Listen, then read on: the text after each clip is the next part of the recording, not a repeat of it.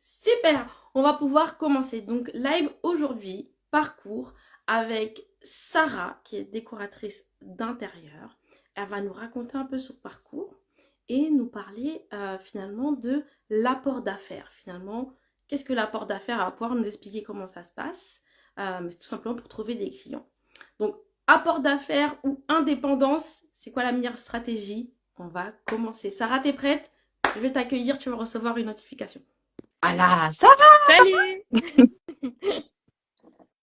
Ton premier live aussi, Ouais, on avait dit, ouais. exactement. Ouais. Voilà. Moi, si vous voulez vous faire baptiser, vous savez pas comment faire un live, venez. On va voir comment on peut faire ça. Vous allez voir, c'est super simple. Merci Sarah d'avoir répondu présente. Par rapport à ton parcours, je me suis dit que ça serait intéressant que tu partages aux autres collègues qui pourront peut-être se faire une idée et voir ce qui est possible de faire finalement pour vivre de son activité. Est-ce que tu peux rapidement te présenter ton parcours? Tu faisais quoi avant et pourquoi la déco? Ok. Alors du coup, moi c'est Sarah, j'ai 27 ans ce mois-ci et avant d'être décoratrice d'intérieur, du coup j'étais dans le médico-social, donc c'est une reconversion professionnelle et puis bah en fait je me suis lancée sur Insta avec un petit compte 3D de visuel et puis du coup j'ai été directement contactée par certains apporteurs d'affaires qui m'a donné l'opportunité du coup de me mettre en freelance, etc. et de me lancer dans la Attends, déco. attends. Tu m'as trop vite, tu m'as trop vite, Ah tu m'as d'accord. trop vite. Attends, on va expliquer. Du coup, tu es dans le médico-social, tu as Ouais. décidé de te lancer dans la déco. Qu'est-ce qui te plaisait dans la déco? Parce que finalement, je sais pas pourquoi il y a beaucoup de personnes qui sont dans le médico-social qui viennent me voir par rapport à une conversion en décoration. Pourquoi? Alors, déjà, il faut savoir que moi, j'ai beaucoup hésité au niveau de mon parcours professionnel parce que j'étais beaucoup attirée par tout ce qui est art, graphisme, etc., architecture. Et Mhm. de l'autre côté, j'ai toujours été aussi attirée. À la base, je voulais être sage-femme quand j'étais petite. Donc, Mhm. voilà. Et, et en fait, j'ai passé mon bac, j'ai fait un an de psycho. Et puis finalement, ça m'a pas plu. Et en fait, je me sentais finalement pas assez proche des gens. Donc, du coup, D'accord. j'ai totalement fait volte-face. J'ai fait un autre diplôme et puis après, du coup, j'étais auxiliaire de vie sociale avec aussi, du coup, un peu aide-soignante. Enfin, j'avais un peu les deux casquettes. Et puis, en fait, j'ai toujours aimé, du coup, la décoration. Enfin, tu connais Génération Sims. Donc, du coup, enfin, j'étais vraiment dans toute la construction, etc. Et puis après, j'ai découvert les logiciels 3D, ce qui m'a encore vraiment c'était beaucoup mieux. Et puis en fait, je me suis aperçue ensuite en travaillant du coup dans la décoration que ça regroupait bien du coup le fait de toujours finalement aider les autres à se sentir bien chez soi et mais là vraiment avec toute la partie finalement toute la partie vraiment tu sais créative, enfin voilà, qui me manquait finalement dans le médico-social. Et du coup, j'ai pu allier du coup bien-être pour les personnes et puis moi aussi bien-être au niveau de la créativité, etc. Mm, Donc mm, voilà. mm. Super. Et à tes débuts, comment ça s'est passé du coup? Tu t'es auto-formé ou tu as suivi une formation déjà? Je me suis auto-formée du coup D'accord. et puis voilà, c'est parti comme ça. D'accord. Et donc, tu crées ton entreprise. Comment ça se passe au début pour trouver tes clients, tout ça? Qu'est-ce que tu, qu'est-ce que tu as comme plan d'action finalement? Alors, pour le coup, en plan d'action, j'avais rien. Genre vraiment, c'était nada. Moi, je me suis lancée comme ça. C'est pour tout dire, c'est même une copine qui m'a dit, mais essaye de te faire un compte Insta, enfin, montre un peu ce que tu fais aux gens parce que c'est super. T'as vraiment un don, on va dire, là-dedans. Et du coup, je me suis lancée. J'ai fait un compte Insta et au bout de 4 jours, j'avais posté régulièrement du coup des choses au bout de 4 jours. Je me suis fait vraiment on m'a démarché comme ça en fait au bout de 4 jours. On m'a dit bah voilà, nous on travaille avec des personnes du coup qui savent directement utiliser les logiciels 3D, etc. Est-ce que tu veux travailler avec nous? Et du coup, moi, j'ai dit, bah, j'ai eu au téléphone cette personne, du coup, et je lui ai expliqué un petit peu que moi, du coup, j'étais pas du tout, enfin, c'était là pour le coup, j'avais pas encore d'auto-entreprise ni rien. Et que, après, effectivement, dans l'avenir, c'était quelque chose que j'aurais souhaité. Et du coup, bah, ça s'est fait beaucoup plus vite que prévu. Et je me suis lancée là-dedans, sans vraiment savoir tout Ouais. ce qui allait se passer. On a bien discuté avec la personne. Et puis, elle m'a donné un premier projet, un deuxième qui s'est bien passé. Enfin, Ouais. et puis, comme Bon, ça, on va avec. rentrer plus dans, Ouais. dans les détails. Donc, tu te lances. Rappelle-nous la date à laquelle tu te lances. Début décembre, du coup, sur Insta et enfin, non, début novembre sur Insta et fin L'année, décembre, l'année, l'année, l'année. enfin, fin 2020 et officiellement début 2021. D'accord, très bien. Donc, du coup, il y a un apporteur d'affaires qui te contacte pour te proposer une opportunité. Ouais. Toi, à ce moment-là, tu vois ça de quel œil? Tu prends ça comment? Bah, moi, je me dis surtout, c'est une opportunité à pas laisser passer. Puisque j'ai toujours aimé ça, ça fait des années que j'aime ça, que voilà. Et clairement, j'étais plus à l'aise dans mon travail, je me sentais plus à ma place, j'arrivais pas à me retrouver moi-même. Mhm. Donc, du coup, je me suis dit, bah, allez, go. Donc, j'ai D'accord, toujours gardé ma place de salarié, etc. Mais je me suis dit, bah, on va essayer les deux et puis qui vivra d'accord, verra. d'accord. Et explique-nous, du coup, comment ça se passe avec l'apporteur d'affaires? C'est quoi le cheminement du moment où... comment ça se passe? Comment tu as les projets? Alors, du coup, bah, ils m'ont donné un premier projet. En fait, c'était eux directement qui me contactaient directement par téléphone ou par mail pour me dire que bah voilà, ils avaient un projet pour moi, voire plusieurs. Et ensuite, du coup, ils nous donnaient une fiche technique de comment faire avec vraiment leur template, tout ça. Et Mhm. ensuite, bah, nous, on était en contact directement avec les clients, Mhm. sans forcément qu'ils sachent du coup qu'on était une auto-entreprise.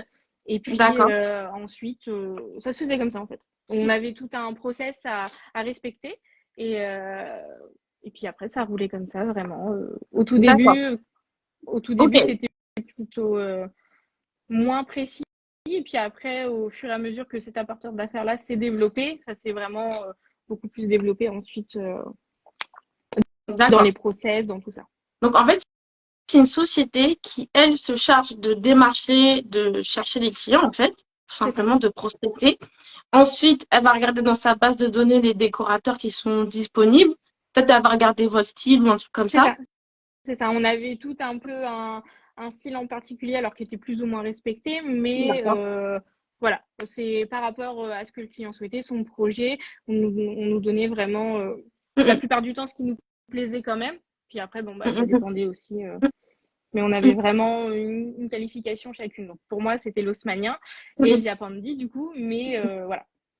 D'accord. Du coup, toi, c'était quoi un peu les avantages que tu as vus directement?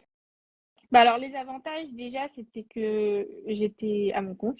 J'avais plus de patron. Donc, déjà, Mhm, ça, voilà, le rêve. Pouvoir travailler à la maison. Moi, ça m'aidait aussi à lier tout le côté perso que tu connais. mhm. Ça m'aidait beaucoup au niveau de ça aussi. Et puis, euh, et puis voilà. Donc, je veux dire, Vraiment, c'est par vraiment les rapport aux avantages. avantages d'être décoratrice toute seule à devoir chercher des clients et les avantages de passer par cet apporteur d'affaires, finalement, est-ce que tu en avais identifié dès le départ?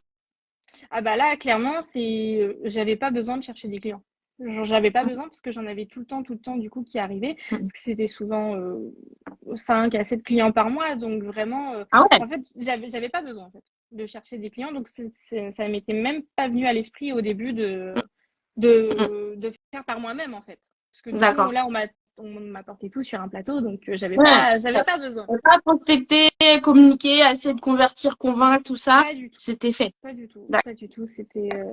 Et à côté, tu continuais un peu à prospecter de ton côté ou pas du tout, t'étais...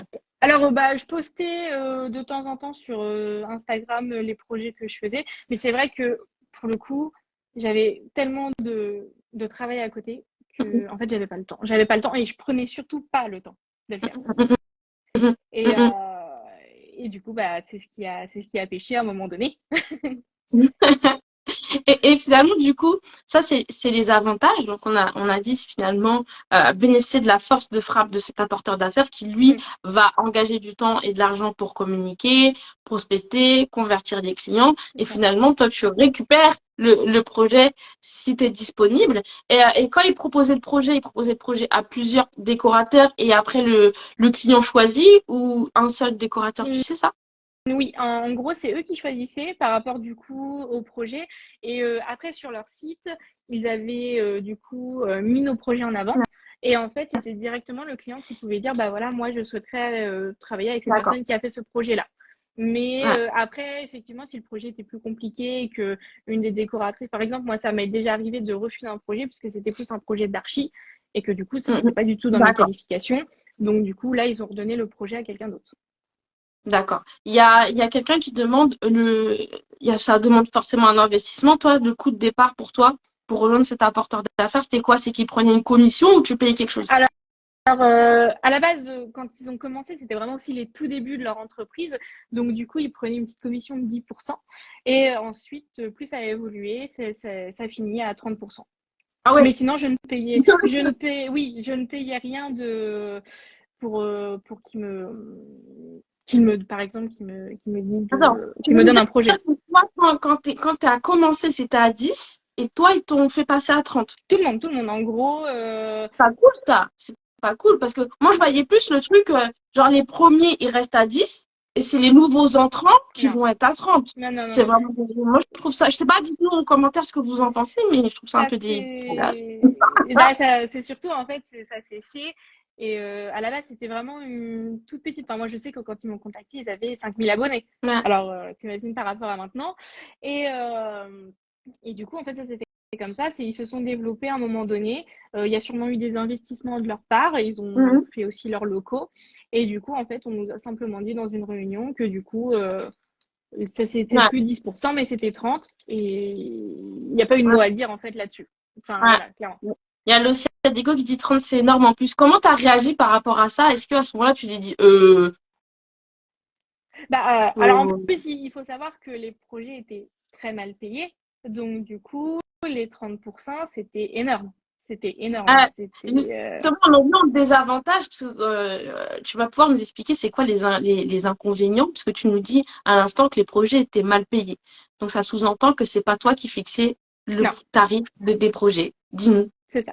Alors, est-ce que je donne un exemple tarifaire Ouais, ouais, ouais. ou Vas-y, vas-y. bah clairement pour salon, enfin séjour du coup salon, salle à manger, cuisine. Ouverte, peu importe le nombre de mètres carrés, peu importe tout ça, la complexité du projet. Moi, dans ma poche, avec les 30% compris dedans, j'avais 272 euros, virgule 60 centimes. Attends, attends, après, t'as pas parlé de l'URSSAF qui passe par là. Oui, voilà. Après, bah voilà, tout l'URSSAF, etc. T'as oublié ton URSSAF C'est ça, qui dit, j'ai pas pris ma part. Viens c'est ici. ça.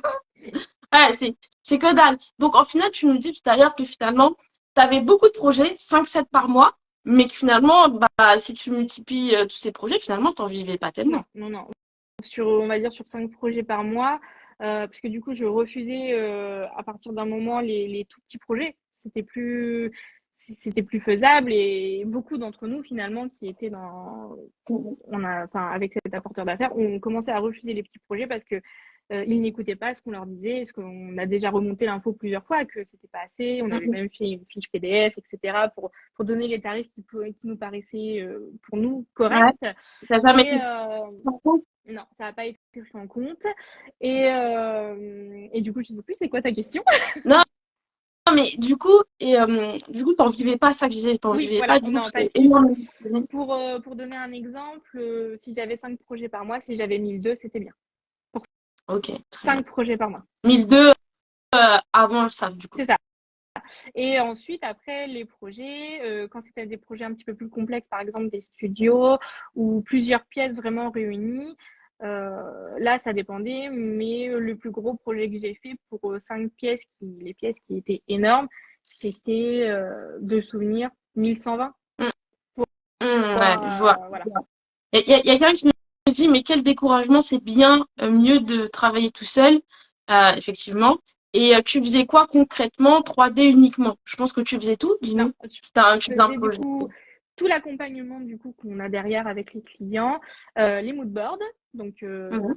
par chaque pièce, hein, pour chaque pièce forcément, les 3D, Et puis la liste d'achat. Donc la liste shopping, vraiment tout détaillé, donc avec les matériaux, les rideaux, enfin vraiment, il fallait toujours aller dans le détail. Et en plus, on nous imposait de mettre toujours 2 ou 3 alternatives par, Donc, en par fait, mobilier. t'étais non seulement, tu devais suivre la grille tarifaire, mais en plus, même en termes de process, tu avais Ouais, un process à respecter. Chacune ne pouvait pas faire un peu à sa c'est sauce, si j'ai bien ça, c'est compris. ça. Et puis de temps en temps, ils changeaient les process, par exemple, pour finalement être plus rentable au niveau des petits projets. Ils nous demandaient de faire les mood boards avant même la première visio avec le client. Parce que moi, j'ai toujours refusé parce que ça sert à rien de faire un mood board avant de connaître son client parfaitement, on va dire, en tous les cas.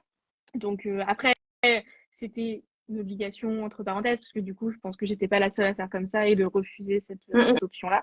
mm. Donc après, Ouais, voilà. en fait, finalement, cet apporteur d'affaires, si on continue dans les inconvénients, dans ce que tu nous dis, finalement, ils avaient une démarche très lucrative. Eux, ce qu'ils voulaient, c'est faire du chiffre, en fait.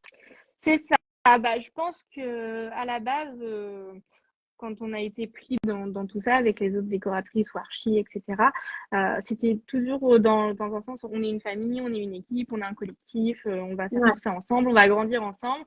Et puis finalement, on s'est aperçu que non. Alors forcément, après, c'est une entreprise, donc ça cherche toujours ouais, à faire voilà, le plus d'argent possible. Et surtout, leur investissement, il fallait qu'à un moment donné, il soit rentable. Donc ça, on ne peut pas mm, non plus leur reprocher. Mais effectivement, à la fin, finalement, on s'est un peu tout aperçu que, tous et tous, même s'il y avait qu'un garçon, on s'est tous aperçu que finalement, en fait, on n'était plus une famille, on était juste des chiffres et qu'on était juste un numéro et puis jamais ouais, de les petites mains, gratitude. les petits exécutants, en fait. C'est ça, exactement. On nous donnait le projet. Si quelqu'un d'autre, si on le refusait, bah, quelqu'un d'autre le voudra toujours parce qu'à un moment donné, quand Mm, tu es mm. là-dedans, il y a beaucoup de personnes qui comptent finalement que sur ça. Et moi, même au début, je comptais que sur ça. Donc, tu prenais les projets parce qu'il fallait manger. Et puis c'était tout, quoi. Ouais, Tu prenais ouais. enfin, moi, personnellement, à la fin, je ne prenais plus de plaisir. Et puis, ça m'a même un petit peu dégoûté à un moment donné de me dire, mais c'est Ouais, bon, quoi. J'en ai un petit peu ras-le-bal, quoi. je comprends. C'est un vrai business, il faut refuser ce mode de travail. Justement, on va un peu parler de psychologie par rapport à pourquoi vous avez accepté ce mode de Mm. travail. On va en parler juste avant. Mais d'abord, avant, j'aimerais aborder, par exemple, euh, toi, est-ce qu'à côté, tu avais des projets de demande externe à l'apporteur d'affaires? Est-ce que tu en as eu? Oui, j'en ai eu quelques-uns du coup, 5 en tout, si je ne Ouais, me trompe pas. Et du coup, sur une période d'1 an et demi ouais. où là, finalement, j'ai pu fixer mes tarifs. Et après, le problème que j'ai eu surtout, c'est que comme j'ai commencé directement avec cet apporteur d'affaires-là, moi, je me suis fixée un petit peu finalement sur ce qu'on faisait directement avec eux. Avant, forcément, mes tarifs qui étaient même encore trop bas à l'époque.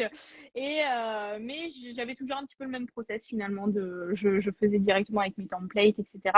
Et j'accompagnais un peu plus en détail finalement mes clients, mais j'avais toujours gardé un petit peu ce process-là. Et puis après, bah oui, ouais, c'est ça, 5 clients. Et là, pour Mais le du coup, coup, tu c'est faisais des tarifs plus élevés, on est d'accord? oui, oui, oui, oui, bien sûr. Oui. D'accord. Mais ça, t'étais pas à un moment donné déstabilisé parce que tu avais finalement deux méthodes de travail différentes, deux tarifications différentes. À un moment donné, t'étais pas un peu instable d'avoir ces Si, deux si, si, univers-là? si, si. Et puis il y a surtout aussi le fait que finalement, je mettais en avant que je travaillais pour cet apporteur d'affaires-là. Et quand je donnais mes tarifs, bah, les gens ne comprenaient pas pourquoi.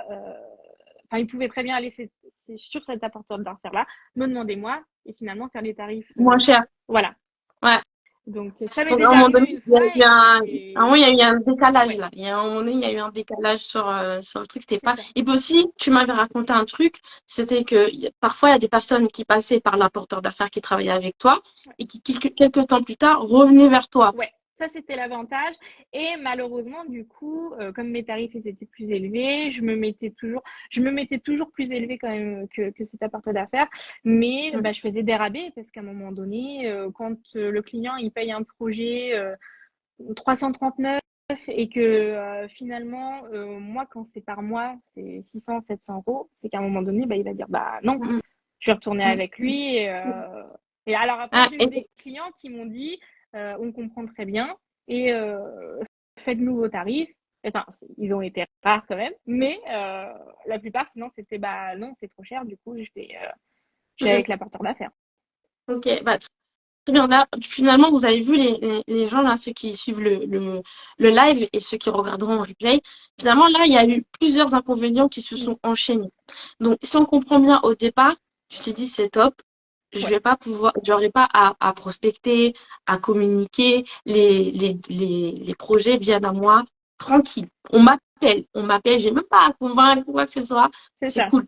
Sauf que rapidement, tu as vu limite du concept. Ouais. Dans le sens où déjà, c'est pas toi qui fixes le process. Mm. Donc, ça se trouve, il y a des choses que tu n'as pas envie de faire ou pas de les faire de cette manière-là. C'est pas toi qui fixes tes tarifs. Donc, tu es complètement à la merci de l'apporteur d'affaires. Et tu as beaucoup de travail, mais pas beaucoup de rémunération. Et C'est ça. aussi, tu t'es retrouvé un peu en instabilité dans le sens où bah, tu avais aussi des clients en externe, mais qui voyaient aussi que tu étais avec l'apporteur d'affaires. Donc, en termes de valeur pour valoriser tes services, tu ne pouvais pas parce que tu étais sur la grille tarifaire de l'apporteur d'affaires.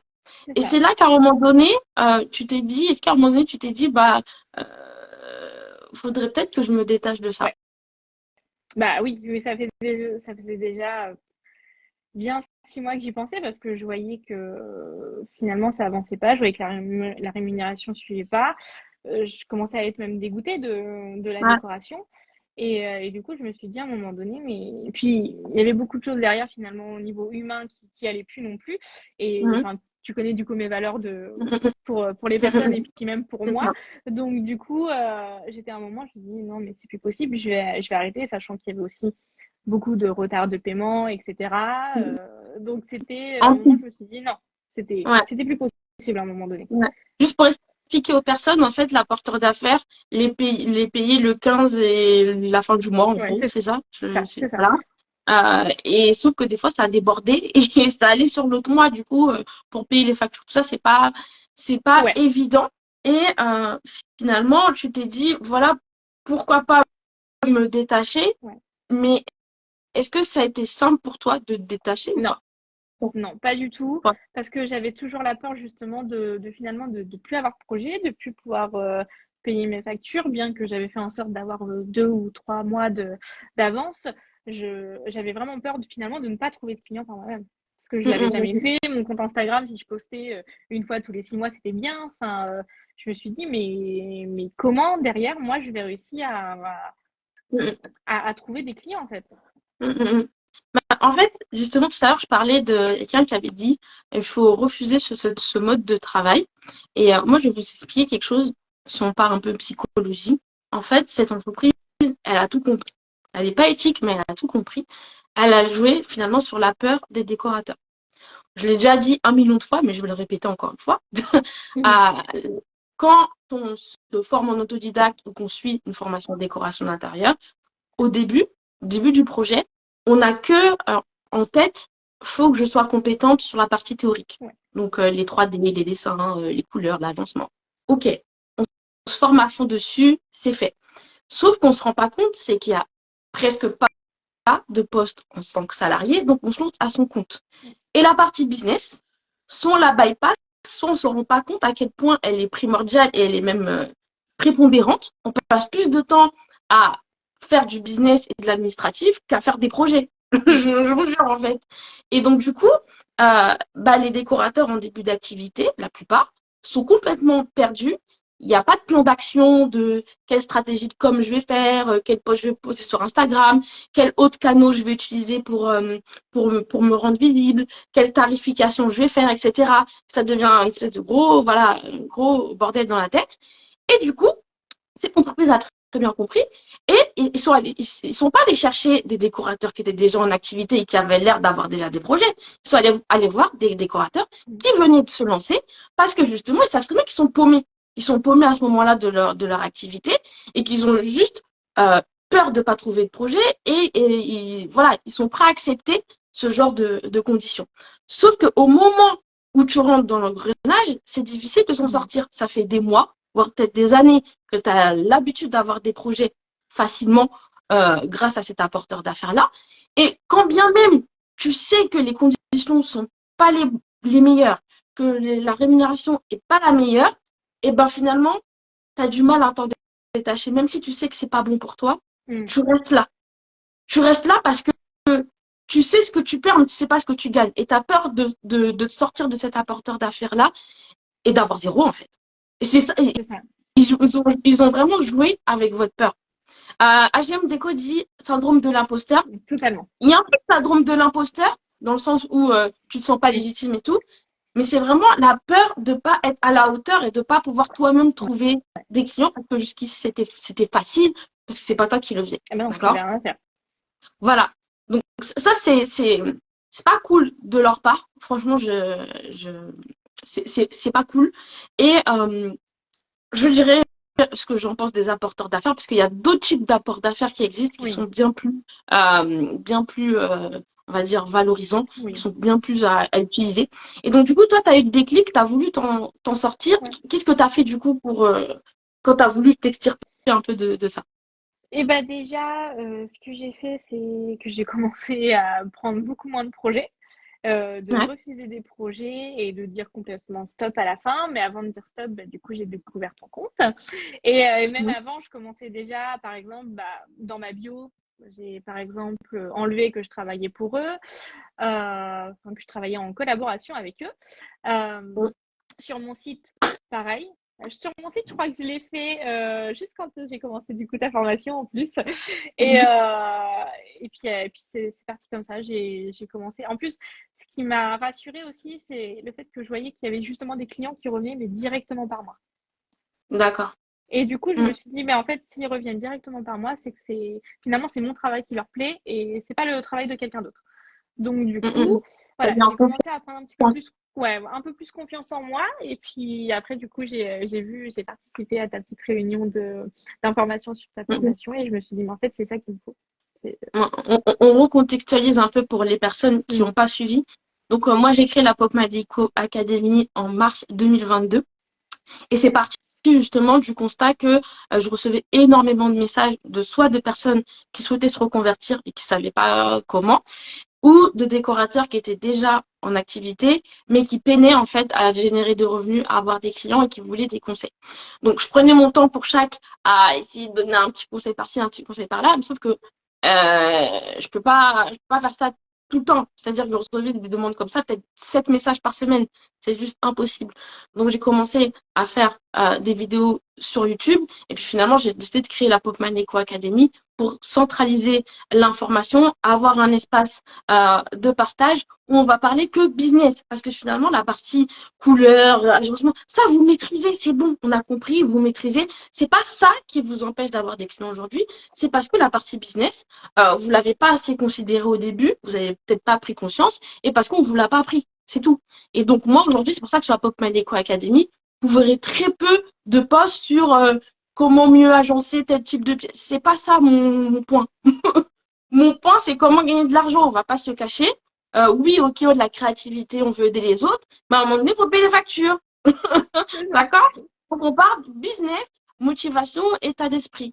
Et donc, l'idée, c'était de créer une formation. Et donc, du coup, effectivement, j'ai fait une réunion d'information pour un premier test qui s'est fait en groupe où j'attendais 6 décorateurs.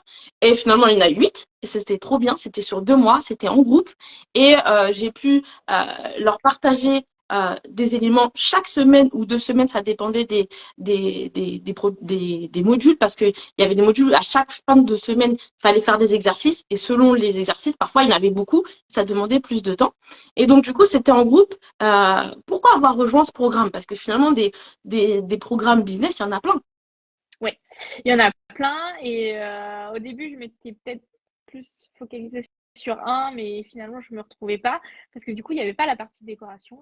Et toi, du coup, quand j'ai vu ta formation, je me suis dit, mais déjà, pile ce qu'il me faut parce que c'est dans la déco, donc tu connais déjà tout ça, tu connais tout le truc client, etc.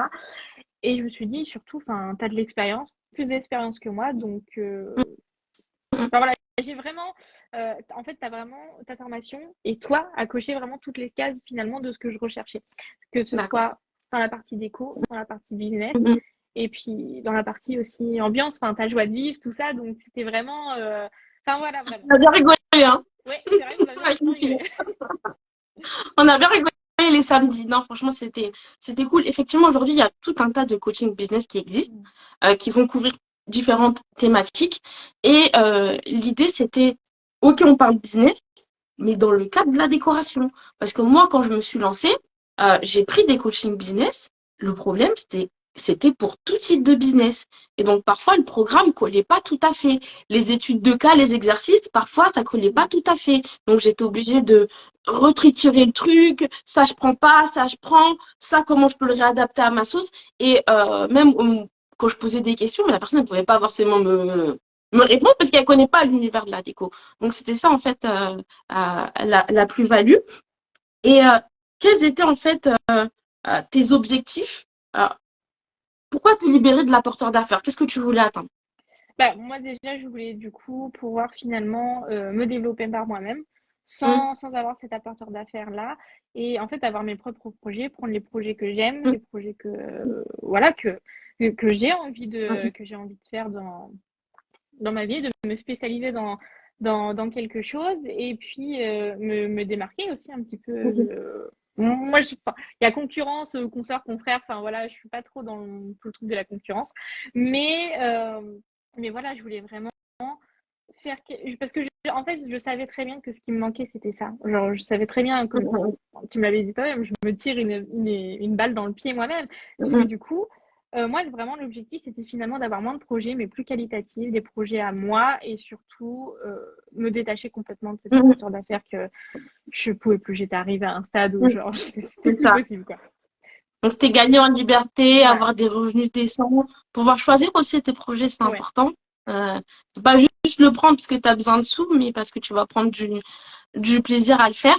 Et donc, tu as rejoint cet accompagnement qui maintenant a évolué. Mm. Maintenant, c'est Pop My Business et il est en ligne. Il est un peu moins complet que ce qu'on faisait en groupe, hein, pour des raisons budgétaires et pour que ça soit accessible au plus grand nombre.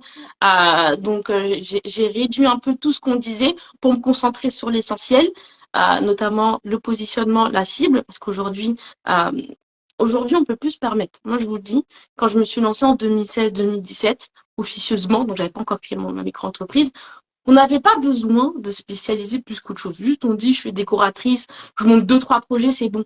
C'est les gens qui veulent me dire comment je travaille avec toi. J'avais même pas de prestation, j'avais même pas de service. En fait, j'avais rien à offrir. Juste, j'avais une page Facebook où je partageais des conseils. Maintenant, c'est plus possible. Maintenant, on peut plus juste dire je Mm. suis décoratrice. Ça ne Ouais, suffit pas. Voilà, ouais. c'est comme ça. On est de plus en plus, surtout après le confinement, on est de plus en plus sur le marché. Qu'on aime ou pas parler de concurrence, factuellement, il y a de la Ouais, concurrence. bien sûr. C'est tout. Et en termes de l'autre module aussi, c'est tout ce qui est offre et tarifs, parce qu'effectivement, il faut savoir se démarquer, il faut savoir créer des offres que notre cible aura envie d'acheter, qui correspond à leurs besoins, parce que si on a une cible, mais qu'en face les offres sont complètement hors sujet, ça ne va pas le faire. Et aussi une tarification qui corresponde à leur budget, mais aussi à toi, tes propres objectifs, on est d'accord. Mm. Le but, c'est pas de faire des tarifs où, ok, tu as plein de projets, mais tu peux pas payer ton loyer. C'est Donc, ça. c'est ça à faire. Et puis finalement, comment mettre tout ça en musique et comment prospecter, Mm. communiquer avec confiance. Et c'est ça le plus gros nerf de la guerre. C'est comment, ok, maintenant je sais faire ça, comment j'en parle et comment je fais en sorte que les personnes viennent à moi et décident de travailler avec moi. Donc, Mm. l'autre module. Et donc, toi, tu as pu suivre ça. Donc, toi, c'était un peu complexe parce que pour des Ouais. raisons qui sont personnelles et qu'on ne va pas évoquer ici, t'as pas pu suivre le programme en direct sur Zoom. Tu as regardé beaucoup en replay puisque j'avais mis Mm. à disposition des replays, mais c'est disponible pour toi pour répondre à tes questions. Qu'est-ce que t'as, comment t'en es ressorti de cet accompagnement-là? Bah alors, pour le coup, avec beaucoup plus de confiance, mais j'avais, même après la formation, finalement, pendant la formation, j'avais pas encore eu le déclic, mais j'ai tout gardé, j'ai tout pu revoir tout ça, etc. Et du coup, c'est vraiment, je me suis dit à un moment donné, mais si tu fais rien, il n'y a rien qui va bouger. C'est que les gens, ils vont pas le faire pour toi. Tu as bien vu ce que ça donnait quand ça le faisait. Et je me suis dit, si à un moment donné, tu fais rien, et ben, t'auras rien. Et donc, du coup, Là, j'ai Tu as eu un complètement déclic quand? euh, début mars, on va dire. Donc, on a fait le programme fin 2022, elle a eu le déclic en mars 2023. C'est le temps que ça décompte. Donc, c'est bien que tu dis ça. Ça me permet de rebondir sur une chose. Vous aurez beau investir dans n'importe quelle formation, si vous la suivez comme juste une série Netflix, il va rien se passer. Il va C'est ça. absolument rien se passer. Je peux vous donner toutes les clés, toutes les astuces, toutes les méthodologies du monde. S'il n'y a pas de mise en application, il va strictement rien se passer. Vous allez juste perdre de l'argent. D'accord? C'est ça. Finalement, quand on prend une formation, on achète une méthodologie, on investit dans une méthodologie, dans un plan d'action. Mais le plan d'action, c'est pas moi qui vais le faire à votre place. Et c'est pas non plus l'autre formateur que vous allez prendre qui va le faire à votre place. Donc toi, tu as eu des clics en mars, tu t'es dit, là, ça va pas, j'ai pas les résultats que je voulais. J'ai suivi un programme avec Priscilla, mais j'ai pas vraiment mis en place. Et si je mettais en action, c'est ça que tu t'es dit? C'est ça, parce que c'est vrai que la formation, du coup, j'ai suivi un petit peu les premiers modules, c'était nickel. Et puis bon, après, les 2 derniers modules, du coup, j'ai dû les suivre en replay, etc. Putain. Mais du coup, en plus, il faut savoir que j'ai arrêté de travailler avec l'apporteur d'affaires fin décembre, toute fin décembre, après Ouais, un énième, voilà, ouais, voilà. ouais. Et, et du coup, moi, en janvier, du coup, j'ai finalement eu la chance que 2 clients directement reviennent directement vers moi. Donc, du coup, encore une fois, j'ai pas eu à chercher finalement le Ouais. client puisqu'il est revenu directement. Et puis, février, encore un client qui est revenu. Finalement, c'était le même client mais qui me redonnait un autre projet. Et puis, finalement, fin février, rien. Mars, rien. Et là, du coup, j'ai Ouais. fait, mais Sarah, bouge-toi à un moment donné, quoi. C'est là, ok, t'es super, t'as 3 projets, mais c'est pas les 3 projets le mois prochain qui vont payer le loyer, qui vont te faire vivre. Donc, à un Ah, moment t'étais donné, encore en mode passive, t'attendais encore les ouais, projets en fait. c'est ça, c'est T'avais ça. pas encore, compris que Ouais. c'était fini en Je, fait. j'avais posté un truc, un post sur Instagram et finalement j'avais un process qui était venu et du coup dans ma tête je me suis dit vas-y c'est simple finalement je poste un truc et puis finalement j'ai des gens qui viennent donc je vais poster une fois de temps en temps et basta. Sauf qu'en fait non c'est pas comme ça que ça marche, c'est qu'à un moment donné si tu fais pas les choses qu'il faut, si tu postes pas les bonnes choses, si tu postes pas tout ça tu avances pas. Et là du coup j'ai fait non mais c'est bon. En fait, j'arrête de procrastiner parce que vraiment moi c'était la procrastination. Et du coup, ce que j'ai fait, c'est que aussi personnellement, j'ai enlevé beaucoup de choses de ma vie qui finalement me freinaient aussi mentalement. J'ai Mhm. arrêté, voilà, tout ce que tu sais. Et, euh, et du coup, c'est là où je me suis dit, cette année, tu te mets full entreprise, tu penses pas à autre Mhm. chose et tu penses pas à décoratrice. Tu penses chef d'entreprise et pas simplement la décoratrice qui a envie de faire ses projets et pas toutes les choses qu'il y a derrière à faire. Donc là, Mhm. je Mhm. me suis mis Ouais. un coup de pied aux fesses et c'est là vraiment où j'ai eu le déclic en fait, finalement, en créant mes posts où finalement j'ai aimé ça. Prendre du temps pour expliquer mes projets, en fait, toute la partie finalement vente en fait, pas forcément que j'aimais pas finalement parce que j'en avais jamais fait. Donc je savais pas Mhm. finalement ce que Mhm. c'était. Et là, le fait de créer mes posts, prendre du temps aussi, avoir du temps aussi pour les faire, finalement, j'ai adoré ça. Et, euh, et du coup, c'est pas comme par magie On, parce que du on coup, y arrive, avec tout on y arrive, on y arrive. Attends, on va teaser, on va teaser, on va teaser, on va teaser. Donc, finalement, en fait, il y a eu deux éléments. Il y a eu deux éléments qui ont joué. C'est déjà le fait que la porte d'affaires, ça soit fini. ouais, Et le fait que tu aies le passage à vide vers février où il y avait vraiment plus de projet. Ces deux trucs-là t'ont mis au pied du mur finalement. Et là, c'est tu t'es ça, dit, j'ai plus le choix. c'est J'ai ça, plus le choix. Là, si c'est pas moi qui me bouge, il va rien se passer. c'est ça. Donc là, tu as décidé d'améliorer ta communication, Ouais, j'imagine. On en avait parlé, ton positionnement ouais, aussi, plus affirmé. ouais, Ouais. Tu as aussi, suite à l'accompagnement au niveau de tes tarifs aussi, tu as changé quelques trucs. ouais, Voilà. ouais. Et puis surtout, au niveau de ta posture, tu étais beaucoup plus en confiance. Ah ouais, rien à voir. Vraiment, avant la formation. Enfin, c'est vraiment déjà à partir de la formation et après, en fait, m'être complètement terminée avec l'apporteur d'affaires, où c'est là où j'ai réellement. En fait, si tu veux, les deux personnes qui sont revenues en janvier, ça m'a donné un, un coup de Une confiance confiance. Ouais. vraiment parce que c'est des clients du coup que j'ai adorés, qui ont adoré mon travail, qui ont voulu retravailler avec moi pour des super projets. Et en plus, en continuité, par exemple, des projets que j'avais déjà fait du coup avec l'apporteur d'affaires. Et ça m'a donné un boost où vraiment, mais plus rien à Mm, voir. mm, mm. Avant, j'étais toujours dans le doute. Par exemple, quand je faisais un devis, j'étais ah, mais c'est peut-être trop cher, c'est peut-être non, j'étais vraiment pas en confiance. Et surtout, je me suis dit, là, j'ai appliqué mes tarifs en janvier finalement. Je me suis pas basée. Alors forcément, comme ils étaient revenus, j'ai fait un petit moins 10%. Enfin, voilà quand Ouais, même ouais. pour les remercier. Mais ils ont pas chipoté. Et justement, ils m'ont dit mais non, c'est top. Enfin, je leur avais quand Mm, même mm. un peu C'est expliqué la cool d'avoir des situation. clients comme Ouais, ça. C'est vraiment, cool. ils étaient adorables. Je travaille même encore avec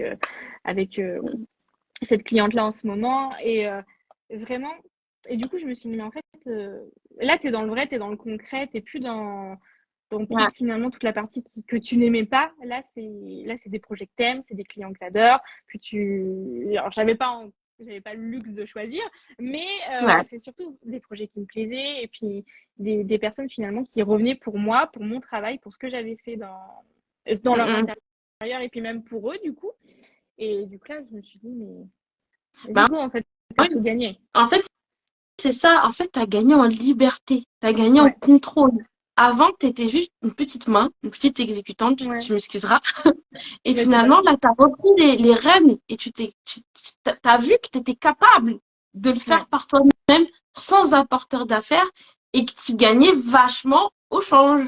C'est ça. Et puis, Tout simplement. sans pression, la pression que je me mettais à moi, mais pas la pression derrière, finalement. C'est toujours entre deux ans en mode genre, j'ai mon entreprise, je suis auto-entrepreneur, mais en même temps, j'ai toujours quelqu'un, finalement, comme si qu'il était au-dessus de moi, comme si c'était un patron à me mettre la Bah, en pression, fait, c'était un etc. peu comme salarié un petit peu, hein. Ah bah, Un de toute peu. façon, il jouait sur les deux tableaux, hein. Ouais, Parce ouais. que moi, à un moment donné, quand je me suis déjà un petit peu plus affirmée, par exemple, euh, aux clients, à la première visio, je me présentais moi, je présentais mon entreprise. Avant de commencer leur projet, je faisais tout le temps ça parce qu'en fait, j'ai remarqué que, en fait, les gens, en fait, ils pensaient qu'on était salariés. Ouais, il pensait que tu étais une C'est salariée, ouais. ça. Et du coup, il y a toujours eu un peu ce, Ce flou, ouais, ce ce flou flou, juridique. c'est ça, ce flou. Et finalement, je me suis aperçue du moment où je présentais mon entreprise, et ben les gens, ils comprenaient que j'avais une entreprise. Et là, ils se sont dit aussi, ah bah super, du coup, finalement, c'est qu'un apporteur d'affaires, donc je peux revenir aussi directement vers elle. Et ce qui s'est passé pour certaines personnes. Et, euh, et puis, bah, enfin, voilà, quoi, à un moment donné, c'est Ouais, vraiment ça, c'est ouais, ce c'est ça. boost, en fait, là, De toute de façon, me dire, on efface ça. C'est une vieille histoire, d'accord? Donc, déclic en mars, tu ouais, commences à implémenter ce qu'on a vu, d'accord, en accompagnement, tout ça. Et là, je regarde mes DM et je vois un message de Sarah, une note vocale. C'était quand ça? c'était En, début avril, non? Fin en mars, début avril. avril, ouais. En avril 2023, je vois un message de Sarah. Qu'est-ce que tu me dis dans ce message? Elle réalise Ouais, pas encore. ouais, non. Bah, je te disais que je te remerciais pour ta formation, pour tout ça. Et parce que grâce à toi, du coup, en fait, j'avais tout en main pour finalement. En fait, j'avais tout, finalement, même pas encore tout, mais j'avais déjà mis pas mal de choses en œuvre et que bah, finalement, j'étais à plus de 3005 de chiffre d'affaires pour le mois d'avril. Premier, premier mois, 3005. 3007 même, 3007. 3007, 3007, on félicite Sarah, bravo. Bravo, parce que c'est pas évident, hein. Non. Tu partais de loin, tu étais toute seule avec ton apporteur d'affaires à galérer avec ton petit 1002. Et là, toute seule, comme une vraie chef d'entreprise, tu l'as dit tout à l'heure, bah, tu as fait tes premiers 3007. Ouais. Comment tu t'es sentie? Euh, j'étais j'étais très contente, vraiment, mais j'avais l'impression que genre ça allait pas se reproduire en fait. J'étais hyper contente, hyper enthousiaste et mais j'avais toujours un petit peu cette petite angoisse de me dire, mais c'est qu'un mois. Et puis, mais surtout, moi, dans ma tête, je me disais, surtout, te contente pas de ça, en fait. Genre, Ouais, ouais, ouais, ouais. c'était, Le but, c'est de répliquer ça tous les mois. C'est ouais, pas c'est que ça ça, devient un événement dans l'année. C'est de répliquer ça. c'est ça, c'est ça. Super. Et Et t'as pu répliquer ça, pardon, le mois d'après? oui, parce que, enfin, pas autant, mais le mois d'après, j'étais à 2008, 2008. Ouais, pas mal. Et Pas mal, pas mal. là, ce mois-ci, je suis à déjà plus de 1000 euros. Et j'ai déjà un prospect qui m'a contacté qui est normalement déjà OK avec tout ça, mais on va passer D'accord. la barre des 2005, je crois, encore ce mois-ci. Super. Tu vois, en fait, c'est ça qui va se passer. Je vais t'expliquer parce que moi-même, j'ai vécu la même chose. Au début, tu vas stagner à 1000. Ensuite, tu vas commencer à taper dans les 2000, les 3000. Et je vous assure, je vous mens pas, les gens. 3000, ça va devenir genre basique. Genre, ça va genre moi aujourd'hui, je fais moins de 3000. Je suis pas contente, en fait. 3000, pour moi, c'est ma base. C'est ma base. Et c'est vraiment ça qu'il faut vous dire. C'est pas du tout impossible. Je suis sûre qu'avant, tu te disais, avoir 3000, c'est juste, vas-y, dans 10 ans. Ouais. Et encore. Ouais, vraiment, Ok. franchement, je, je me disais même pas que c'était possible. Je sais que au début de formation, tu nous avais demandé combien, et je crois que j'avais mis 3005, mais dans ma tête, j'étais 3005, mais jamais je les aurais. Ouais. Déjà, je suis à 1005 tous les mois, ça serait bien. Mais pour moi, ouais, effectivement, c'était inatteignable, vraiment. C'est ça. Et donc, du coup, toi, tu t'es dit, OK, maintenant, c'est vrai, on peut les atteindre, c'est vrai. Priscilla m'a pas raconté des bobards. On C'est peut ça. vraiment les atteindre. Et surtout, on peut les atteindre sans forcément être une vendeuse de tapis. Voilà. Ouais, non, parce En vrai, que ouais, c'est ça, parce qu'en vrai, dans l'accompagnement, si tu te souviens bien, à aucun moment, je vous donne des techniques, des méthodes un peu à l'ancienne, là où on est des vendeurs d'aspirateurs qui saoulent tout le monde. mais non, pas du tout. Donc, voilà. Et il y a Lucia Déco, tu dis tu as eu tes clients via Instagram. Oui, alors oui, la plupart, sinon un autre non, c'est pareil, les revenus de via D'accord. certains partenaires d'affaires là, mais on avait déjà refait un projet sans eux, Mm, et là c'est pour un projet du coup pour quelqu'un de sa famille, mais euh, mais sinon oui, exclusivement Instagram, à part d'accord. sortes d'affaires là. D'accord. Alors, juste, j'aimerais préciser un truc. Il faut que vous compreniez bien un truc par rapport au fait d'avoir des projets. Il y a deux phases qu'il faut absolument maîtriser parce que vous pensez souvent à la première et pas à la deuxième. Je vous explique. Il y a une première phase qui s'appelle la phase d'acquisition ou d'attraction. C'est comment vous allez vous rendre visible et attirer des prospects, c'est-à-dire dire coucou, je peux t'aider et attirer l'attention de la personne sur vous. Ça, c'est la première phase. Et finalement, c'est sur celle-ci que vous vous concentrez trop. Parce que vous pouvez vous retrouver avec des demandes, mais aucun client. Il faut se concentrer du coup sur la deuxième phase, la conversion. C'est-à-dire que vous allez avoir des demandes en DM ou appel, vous allez vous déplacer, mais comment vous allez faire en sorte que la personne valide votre devis? Et ça, c'est un discours qu'il faut avoir, une posture qu'il faut avoir. Et ça, souvent, c'est négligé et c'est pour ça que vous n'avez pas de projet. Et ça aussi, du coup, on l'avait vu en accompagnement. Tu te souviens, Sarah, on avait fait le rendez-vous découverte qui est ultra déterminant. Tu le foires celui-là, c'est pas en fait, il n'y a pas de projet. Il n'y a pas de projet. Il n'y a pas de projet. Donc finalement, ça sert à rien aujourd'hui que Sarah vous dise où est-ce qu'elle a chopé ses clients parce qu'elle n'a pas la même cible que vous. Ça se trouve, vos clients ne sont même pas sur Instagram. Et quand bien même elle vous dirait point par point où est-ce qu'elle les a trouvés, est-ce que vous serez capable de les convertir en clients? C'est ça aussi qu'il faut prendre en compte. Super. Et donc, du coup, le premier mois, 3700, l'autre 2800. Là, tu es plus en confiance. Je suis sûre même que maintenant, si tu fais moins de 2000, tu ne seras pas contente. C'est sûr. C'est sûr. Ah Là même déjà, Là, j'en parlais en plus ce matin. Je dis ouais, là, ça Là, c'est me... parti, là. Ouais, Là, c'est t'es ça, parti, là. genre... Là, c'est parti, là. Là, j'étais déjà saoulée, tu vois. Genre, je me suis dit, non, non, mais là, il va falloir que ça bouge parce que ça me plaît pas là. C'est ça. Parce qu'en fait, tu as vu tout simplement que c'était possible. Mm. Oui, ça demande des efforts, mais c'est pas non plus un truc de dingue. En fait, à partir du moment où tu as compris la mécanique, Ouais, c'est possible. c'est ça. Et encore, j'ai pas encore vraiment tout mis en place. Ouais, Enfin, on a vu pendant ouais, notre appel la dernière fois, je mais t'ai redit des choses à travailler, que tu ouais, as travaillé des points précis. Parce que aussi, ce qui pêche aussi chez de nombreux décorateurs et même les entrepreneurs de manière générale, c'est on se disperse beaucoup. On fait un ouais. peu de ci, un peu de ça. Non, il faut se concentrer sur des actions spécifiques qui vont tout de suite apporter des résultats. D'accord? Donc, faire son logo sur site internet, ça va pas t'apporter des résultats là tout de suite. C'est important, mais c'est pas prioritaire par rapport à d'autres choses. Sous quel statut t'es-tu lancé une URL pour avoir un salaire variable? Non, t'es en micro, toi. Je suis en auto-entreprise, ouais. Ouais, ouais, en micro. Euh, et niveau modélisation 3D, 360, tout ça, tu utilises quoi comme site si ce n'est pas indiscret? Bah moi, du coup, j'utilise. Enfin, ça dépend du projet, ça dépend de la complexité. SketchUp, Homestyler, enfin, Lumion aussi pour les 3D. Enfin, plein de. En fait, ça dépend vraiment de la complexité du projet, de ce que le client a besoin et tout ça. D'accord, super. Dis-nous un petit peu ce que tu prévois justement comme action prioritaire dans les prochains mois pour justement développer ton entreprise et maintenir un peu ces 2 000 à 3 000 là Ouais. tous les mois. Et pourquoi pas plus? Pourquoi pas plus? Exactement.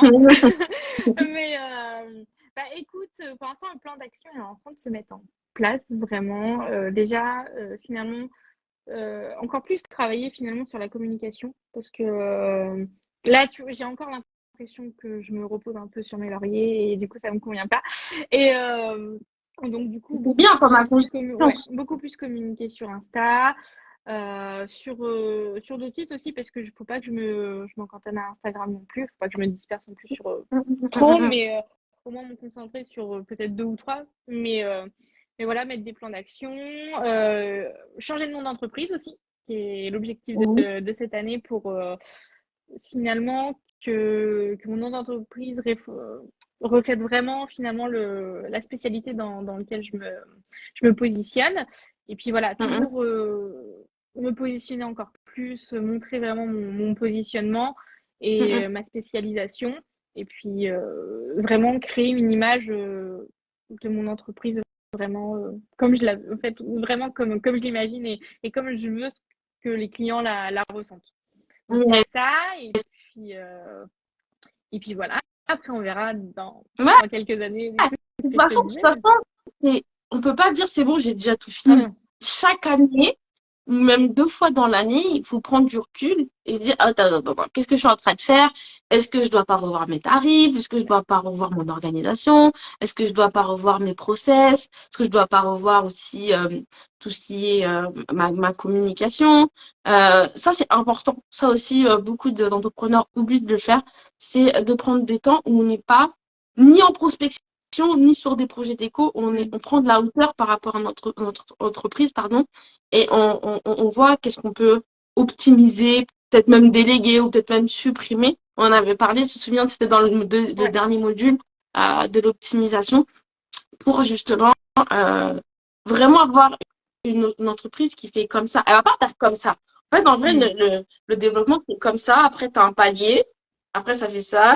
Après, tu as un palier. C'est comme ça que ça fait jamais Non, comme ça. ce serait trop beau En sinon. vrai, en vrai. Mais voilà, il faut que la dynamique, elle soit ascendante, quoi. Et est-ce que, du coup, vous avez des questions? Dites-nous. Parce qu'on arrive bientôt à la fin du live. Sarah nous a partagé son super parcours. Tac. Est-ce que, Sarah, pendant ce temps-là, est-ce que tu as un mot à dire aux décorateurs qui nous regardent ou qui vont nous regarder plus tard, parce que ça sera en replay sur Insta et sur YouTube. Un mot finalement aux décorateurs qui aujourd'hui peinent à générer des revenus, peut-être sont un peu comme toi à tes débuts, sont dans le flou, et peut-être aussi pensent que c'est impossible de faire 2 000 à 3 000 euros. En tout cas, que c'est super compliqué. Voilà. Est-ce que tu as un mot à dire? Bah oui, déjà que c'est possible, mais il faut vraiment s'en donner les moyens. C'est que si à un moment donné on se bouge pas, si on n'investit pas aussi Mhm. dans des choses qui peuvent faire du bien à notre entreprise, et surtout qu'en fait on n'est pas que décoratrice ou décorateur, même si je sais qu'on aimerait faire que des projets, mais en fait on n'est pas que ça. Donc du coup, bah c'est vraiment se positionner en tant que chef d'entreprise, penser à l'entreprise d'abord et puis finalement à la déco après Mhm. que c'est possible, qu'il faut juste pas lâcher et se mettre un coup de pied aux fesses quand il faut. Mhm. Et Mhm. puis, et puis voilà, après, ensuite, si malgré tout ça, ça fonctionne pas, c'est qu'il faut encore revoir des choses, revoir sa manière de prospecter, enfin de tout ça. Mais et puis que de toute façon, comme tu disais, une entreprise, ça fluctue. Donc, faut faire il y aura des hauts, il y aura des bas, il y aura des stagnements, mais que dans tous les cas, en fait, finalement, euh, sans intention de notre part, en fait, finalement, il y aura rien. Mhm. Donc, Tout part de vous. c'est ça, Mhm. c'est Tout ça. Et part de vous. s'il n'y a pas le déclic, s'il n'y a pas tout ça, il y aura rien. Mais qu'il faut l'avoir parce que si finalement vous voulez vivre et pas survivre finalement de votre entreprise, il faut les faire parce que c'est comme ça que ça marche et sinon bah ça marchera pas. Donc, mais en tout cas c'est possible et finalement même si moi j'y croyais pas au début, et bah j'ai vraiment réussi à prendre confiance en moi. J'ai investi aussi dans ce qu'il me fallait, donc par exemple dans ta formation, et qui était hyper complète, vraiment, rien à dire là-dessus. Et puis, enfin, ta joie de vivre, etc. Donc ça, c'était super. Donc investir aussi, même s'il n'y a pas forcément beaucoup de moyens, il y a toujours des façons finalement d'investir dans ce qui peut nous faire du bien dans notre entreprise. Ouais, Et puis voilà. c'est tout à fait. Merci beaucoup pour, euh, pour ce message. Alors, on a eu des petites questions. Au bout de combien de temps as-tu réussi à te dégager 1 500 euros de salaire? Donc, comme je pense que tu n'as pas suivi depuis le début le live. Donc, Sarah s'est lancée courant 2020-2021. Dans un premier temps, elle était avec un apporteur d'affaires qui soit lui apportait peut-être 1 200 euros de chiffre d'affaires, mais c'était à la sueur de son front parce qu'elle faisait au moins 7 projets par mois, pas du tout rentable. Et elle a suivi mon accompagnement fin 2022. Elle a eu un déclic où elle a implémenté ce qu'on a vu lors de l'accompagnement en mars 2023. Et dès avril 2023, elle a eu son premier chiffre d'affaires mensuel à 3 700, 3 800 euros de chiffre d'affaires. Est-ce que c'est plus clair pour toi? Ensuite, pareil, comme Tav, est-ce que tu prospectes à travers des architectes, des agences IMO, tout ça? Non, non, non. Pour l'instant, j'ai pas T'as du pas tout. encore actionné le Ouais, levier? non, non, j'ai pas encore fait ça, mais justement, c'est Non? des choses qu'il y a à voir même au niveau des partenaires, etc., pour Mm, développer encore plus mon entreprise dans ce que je veux vraiment me positionner. mm, Donc ça, c'est quelque chose que je vais faire. Et après, au niveau des clients et tout, ce que j'ai fait par exemple sur Instagram, c'est que j'ai investi dans les boosts aussi de publication qui font mm, mm, qu'on quand même plutôt bien fonctionné puisque bah, finalement, alors je sais pas si les clients sont venus par rapport à ces publications-là que j'ai boosté, mais mm, en tout cas, je sais que mon plus gros devis que j'ai fait en avril, du coup, c'est sûr que c'est par rapport à un mm, réel que j'avais boosté, par exemple. Mais c'est pareil, c'est un investissement financier et en fait, je pense qu'il faut se dire ça aussi, c'est que sans finalement enfin, si t'investis pas non plus sur Instagram, c'est peut-être aussi un petit peu difficile des fois mm, mm, de pouvoir se faire voir, même si on a toutes les bonnes intentions du monde. Ça peut être aussi pas mm, mal. mm. Bah, Mais justement, je rebondis rebondis par rapport à ce que tu viens de dire.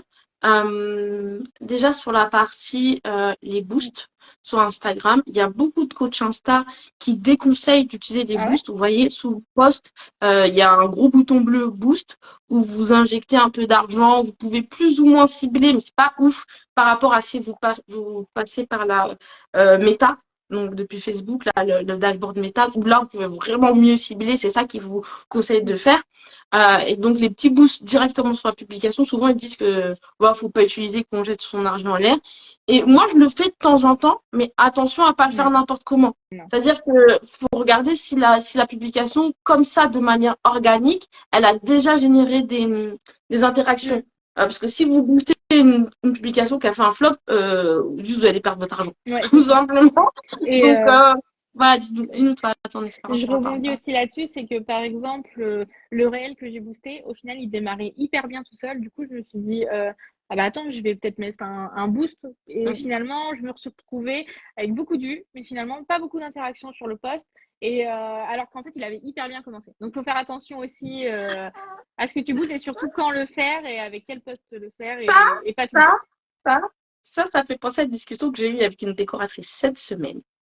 Quand vous êtes sur Instagram, vous recherchez quoi? Des vues, des likes ou des clients? Parce que, en vrai, ça fait du bien à l'ego. Ouais, mon réel, il a fait 10 000 vues, il a fait 1 million de vues. C'est top, hein? Ouais, ça m'a rapporté 100 abonnés. Mais est-ce que c'est vraiment des abonnés qui vont acheter chez vous?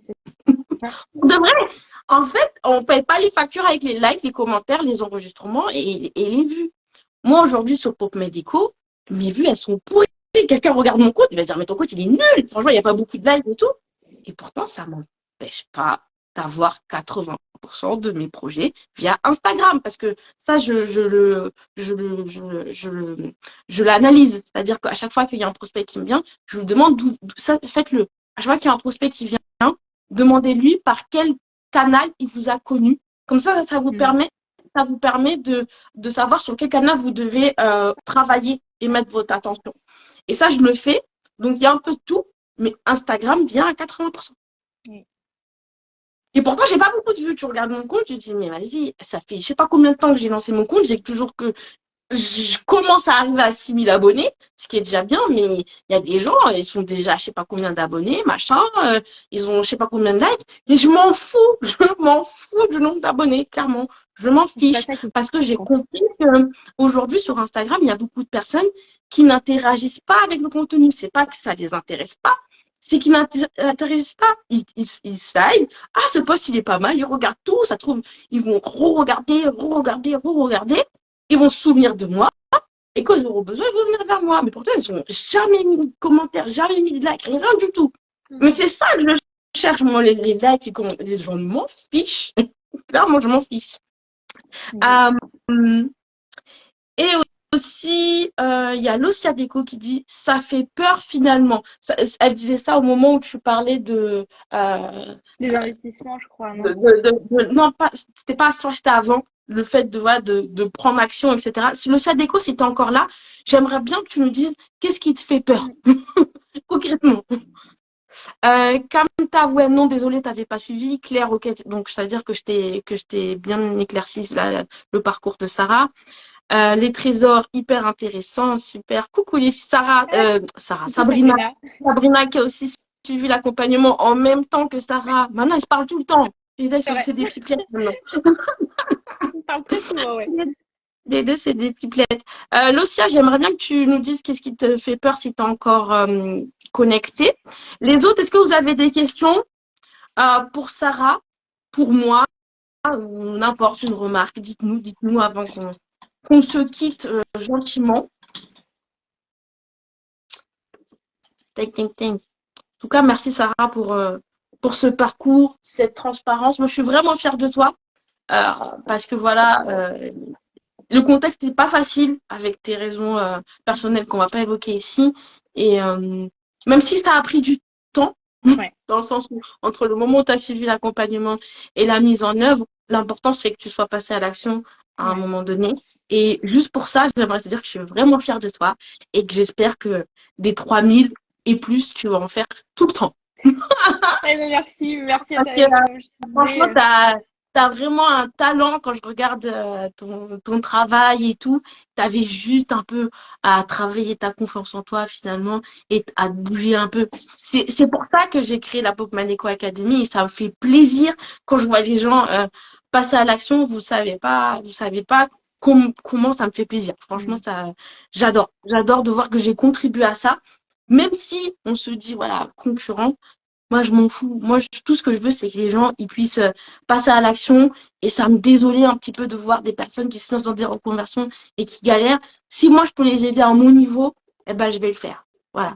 merci, vraiment merci à toi parce que comme je t'ai déjà dit plusieurs fois, si j'en suis là, c'est finalement grâce à ce que j'ai fait, mais c'est surtout grâce à ton entreprise, grâce à ta formation qui m'a vraiment aidé finalement à avoir toutes les clés en main pour faire tout ça. Et bah, du moment où j'ai eu le déclic, bah, c'était parti. Et puis même encore aujourd'hui, je reprends ce qu'on a vu, même là avec l'accès, etc. Je suis en train de revoir, même par rapport à mes tarifs, quand on a parlé la Ouais. dernière fois, voir ce que je peux encore améliorer, mon process client. Vraiment, là, je suis encore en train voilà, de revoir plein de petites choses où je teste justement avec les clients avec qui j'ai déjà travaillé pour voir un petit peu tout ça. Et C'est franchement, ça. Il y a Lucia Diego qui a fini par nous répondre qu'il faut absolument trouver du contenu pour attirer sur son compte Insta. Ça, je vais le répéter encore une fois, mais Insta n'est qu'un canal de communication. Il y a deux choix, il n'y a pas d'autre choix. C'est soit tu décides d'être sur Insta et tu vas à fond et tu apprends à créer du contenu parce que il y a créer du contenu et créer du contenu. Tout le monde peut créer du contenu. Hein. Tu poses des citations, tu peux poster 15 trucs par jour si tu veux même. Mais il faut créer du contenu pertinent c'est ça.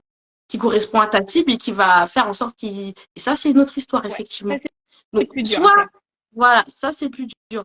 Donc, soit tu décides d'être sur Insta et c'est juste une vitrine et tu t'en fous, et tu poses de temps en temps des projets, tout juste pour avoir une vitrine si jamais quelqu'un tape ton nom sur Insta. Ça, c'est une manière de faire. Soit tu veux vraiment avoir des clients via Instagram et du coup, tu apprends à le faire correctement, soit par toi-même, soit tu investis dans des formations ou des accompagnements qui vont t'apprendre. Il n'y a pas d'autre choix. Non, Il ça, n'y a c'est sûr. pas d'autre choix. Et surtout, Ensuite, voilà, vas-y, continue. j'allais dire surtout sur la partie business parce que c'est vraiment Mm, c'est quelque chose qui s'apprend en fait. Si tu arrives là-dedans et que tu sais pas et mm, que t'es juste voilà, toi tu veux juste faire ta déco mais à un moment donné non, t'as une entreprise. Donc toute la partie business finalement après ça dépend des études que tu as fait mais voilà, si comme moi par exemple, t'as pas les études de business ou trucs comme ça bah il faut se former en fait parce que sinon bah tu c'est stagnes, ça. tu stagnes, tu stagnes. C'est exactement ça. Et après, 15 minutes une fois, s'il vous plaît, arrêtez d'être omnubilé par Insta. Allez ailleurs, allez voir les gens, allez rencontrer des gens, allez rencontrer des agents IMO, allez rencontrer des personnes qui souhaitent vendre leur maison, allez sur le terrain. Arrêtez de rester sur Insta. Insta, il est saturé là. Allez, faites d'autres actions. N'attendez pas sur Insta. Insta n'est qu'un moyen. Voilà, donc restez pas ici. Je regarde juste. Merci Sarah. On n'a rien sans rien. Ouais. C'est vrai, beaucoup de talent, Sarah. Hé, t'as une fanbase là. T'as une fanbase. Bon, on n'a pas d'autres questions. Totalement, on n'est pas que décoratrice d'intérieur. Fonce. Super. Bon, bah les gens, on va se laisser sur ces douces paroles. Hein, cette motivation. Ouais. Merci encore Sarah pour ce beau parcours. En tout cas, Merci à toi. ça présage de beaux projets, de beaux chiffres d'affaires. Et oui. Beaucoup de changements en perspective. Si vous voulez suivre Sarah, vous pourrez la suivre. Elle est Home Design, mais bientôt ça va changer le nom. J'espère cette année en tout cas, mais ouais, ça va changer. Voilà, donc merci à ceux qui ont participé, qui ont posé des questions, qui sont intéressés au parcours. Et si vous êtes arrivé en cours de route, vous pourrez regarder le live en replay sur Instagram et sur la chaîne YouTube de la Pop Maneco Academy. Academy. Si vous voulez plus d'informations aussi sur le programme revisité que Sarah a suivi, vous pourrez m'envoyer un petit message en privé. Merci beaucoup, Sarah. Ciao, ciao. Merci tout le monde. Ciao. Salut.